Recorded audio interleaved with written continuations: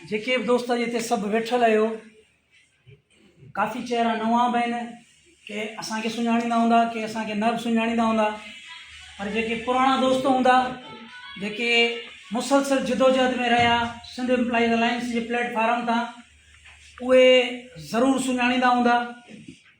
ज़हीर मिर्ज़ा मुंहिंजो नालो आहे। उन टाइम आउं हैदराबाद डिवीज़न पेट्रोल जो सदर हुअसि ऐं हाणे असांजा ॿिया उहिदेदार अची चुका आहिनि। इंतिहाई क़ाबिल एहतराम मुंहिंजो सिंध जो जनरल सेक्रेटरी साईं सिकंदर जतोई साहब, साईं मुस्तफ़ा काका साहब, साईं खुरम साहब, साईं असद दुरानी साहब ऐं मुंहिंजा सीनियर जेके ॿिया सभु अलायंसन ऐं तंज़ीमी अॻुवाण जेके बि वेठा आहियो।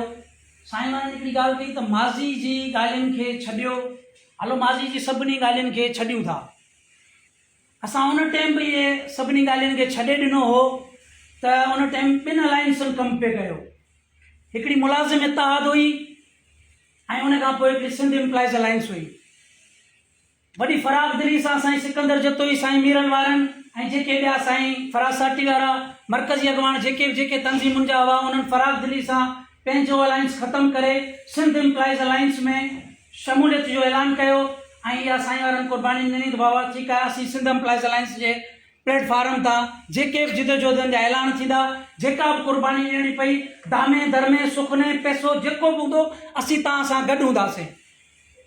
उन्हनि सभिनी ॻाल्हियुनि जा काफ़ी शाहिद हिते मौजूदु हूंदा।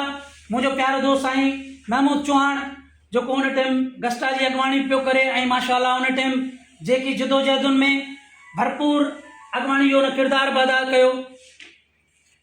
पर महमूद गज़नवी आमिर जंगू ईअं न खटिबियूं आहिनि, जंगू न तवजो ॾिबी।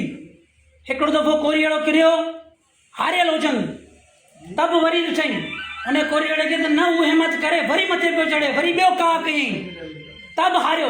वरी जॾहिं टियों दफ़ो उन कोरीअड़े खे ॾिठई त कोरीअड़ो पंहिंजी मंज़िल ते पहुची चुको हो। पोइ जॾहिं टियों हमिलो कयईं त हू मुकमल तौर ते कामयाबु थी वियो। पर हिते जेके बि असीं होशमंद ॾाह वेठा आहियूं, सिर्फ़ु हिकिड़े सबब ते ज़रूरु ॻाल्हायूं त पुराणी नाकामी जो सबबु छा आहे।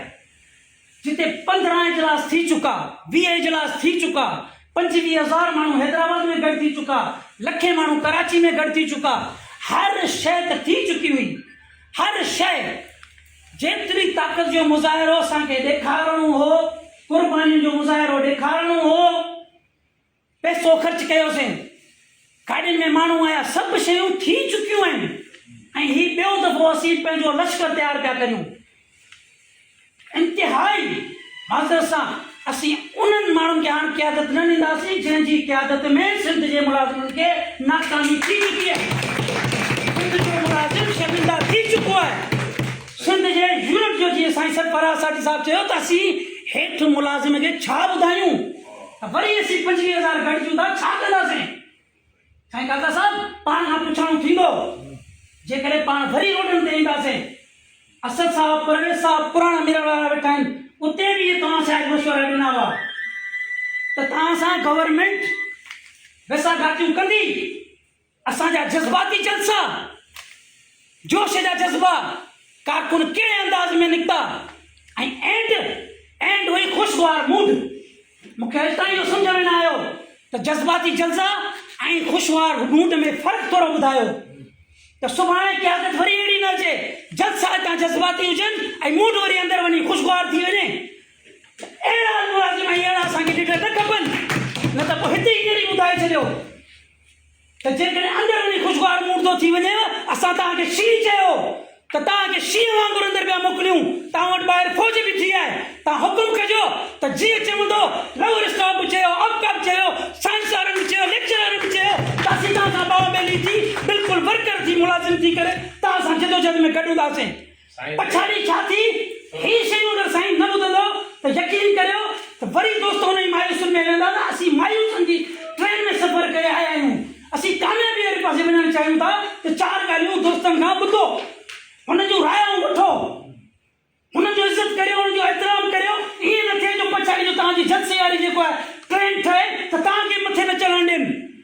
तकरीर करण महिल साईं फराज़ साहिबु तव्हांखे यादि हूंदी त ओॾी महिल जेको आहे हिननि वटि जेको आहे उहो माना क्राइटेरिया कोन हो त कहिड़ो माण्हू ॻाल्हाए सघे।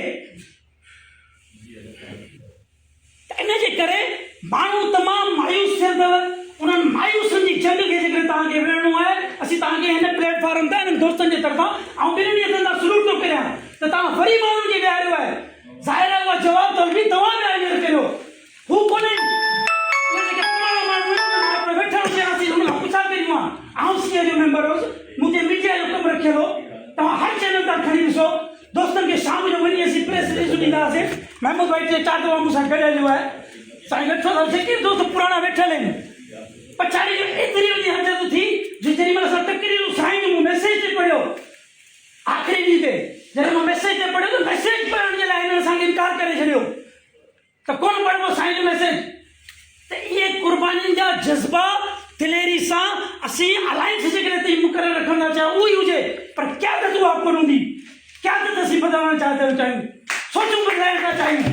असीं जेको सूबे सालार बदिलाइण था चाहियूं, असीं चऊं था सूबे सालार उहो हुजे जंहिं ते पूरे मुकमल सिंध जे हर तनज़ीम जे माण्हू खे हुन जो इतबाद हुजे। जेकॾहिं सूबे सालार उहो साॻियो हूंदो त उहो खोड़ो अॻे चई चङुनि सां टुटल किरियल हूंदो। असीं नई क़यादत था चाहियूं त नई क़यादत हुजे, प्लेटफॉर्म कहिड़ो बि हुजे, उन अंदाज़ सां हलणु चाहींदासीं। वधीक लफ़्ज़ जेके बि चई आहे जो हुनजी माज़रत, पर हक़ीक़त सचाई साईं काका साहब, खुरम साहब, सिकंदर साहब, तव्हांखे हर ॻाल्हि जी ख़बर आहे। ऐं जेतिरियूं क़ुर्बानियूं ॾेई असां हिननि खे हर ॻाल्हि में अॻियां कयो, हर ॻाल्हि जे लाइ तयारु हुआसीं। हिननि असांजूं काफ़ी शयूं क़बूल न कयूं ऐं पंहिंजी हरदर्मी ॾेखारी। उन हरदर्मी जा नतीजा तव्हां ॾिसी चुका आहियो।